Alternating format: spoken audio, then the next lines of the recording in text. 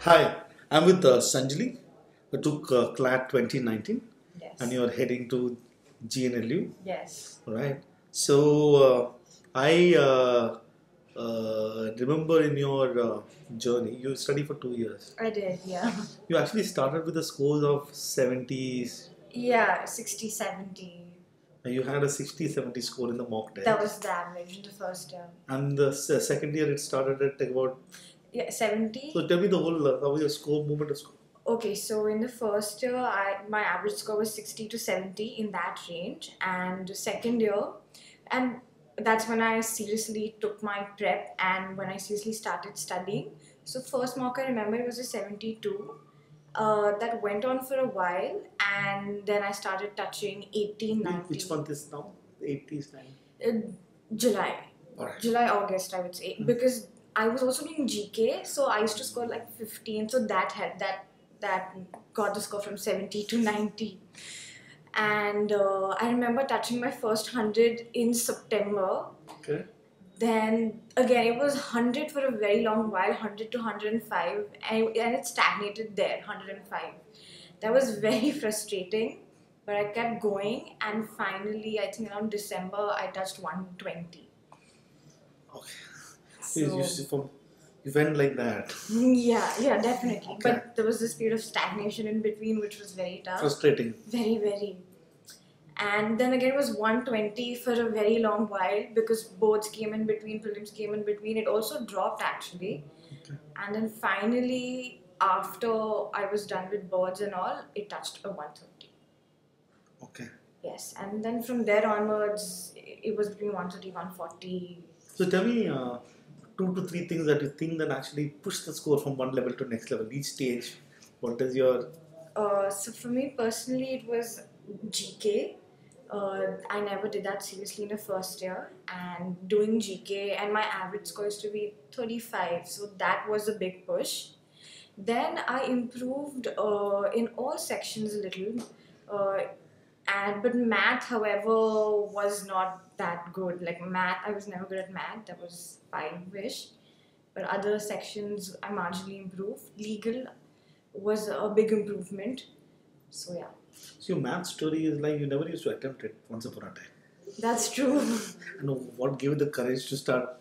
When did you start this, okay, there's a problem, I have to handle it, I have to do something about it. When did that happen? That happened automatically when I took my prep seriously and I decided that no, I have to make sure that my marks go, they have to improve, and I can't depend on any one section because in CLAT all the sections are, it's an unpredictable paper. Right. So maybe what I think is my strong section can become unpredictably tough. I don't know. So I have to make sure that if not the best, I'm above average in all the sections. And that's when I decided that I will make sure that I touch a decent score in maths, and then I work towards it, of course. Okay. So all the CL prep helped. Alright, so tell me something, the kind of something that you studied, you like doing it, and the subject that you studied which was like, you said, what am I doing? What am I doing is very easy, maths. Okay. I think till the end it was that feeling, but I kept doing it and I managed like an alright score there. What I really enjoyed doing was GK. Okay. That was also one of my strong sections.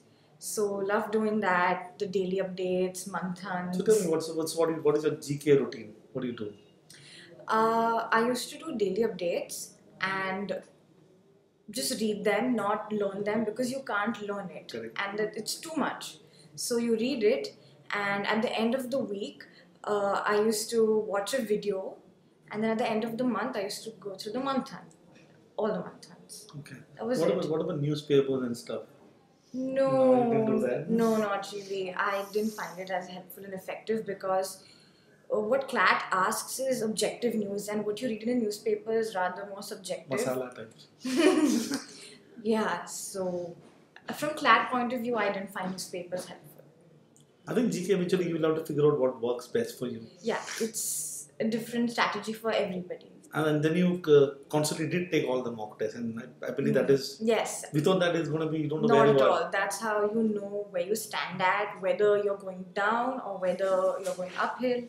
That's how you So assess you're someone who started with a score of 70s and then actually moved to a pretty great, awesome score. Yes. Okay. So in that mock would have played a very crucial. Without that, it would not have happened. The most crucial role. Right. Right. So what you used to do after the mock? So what was your routine with the? So after the mocks, I used to actually, so we had it offline. So we always got the answer sheet, and I used to actually tick my answers on the question paper. So my friends and I, we used to check our mocks together. We used to tally our scores. And sometimes when I wasn't doing so well, and maybe my friend was doing better, now that motivated me to do well. So we used to check our marks together, and then I used to go home, analyze my marks, see where I went wrong or what I thought was right, and I marked it. But then I again went back to it and marked the wrong answer. So yeah, analyze it. That helped. Yeah, that helped. And your mother and parents were really involved in your prep. So at least that is the sense that I got when I met them. Yes. Okay. So my mom, yeah. Mom. Yes. So what kind of support you got from? The emotional support, obviously, because, like I said, I didn't start off with 100, and there was also a period when I was stagnating. And there are times when you see your friends are doing better, and no matter how much you say, it's not going to affect you. Of course, somewhere it plays in your mind. So she was always there, telling me not to give up, to keep going. And the teachers here, they help you? Yeah, immensely. So, of course, mom was there for the emotional support, but the actual stuff, like what I should really do, that's the help that my teachers gave me, right? Yeah. Which sections to hit at, how to. Sometimes I was also stagnating in a particular section. Like GK was 30 for a long time, and I was trying to push that to a 35. So, how to do that, how to go about that, I got that sense of direction from the teachers. So what would be your advice to people who are taking the CLAT? You have anything that is top of the mind thing that you thought you would like to share? I think honestly it would be just to have faith in yourself and be calm. I think if you study every day and you don't give up, you'll eventually get your marks. But to stay in that positive mind frame and to never give up is the real challenge, and not studying is what I feel. All the best, Thank you. Sanjali, and have a great 5 years at Thank you. and wish you the very best. Thank you. Thank you. Career Launcher. Make your parents explode with joy.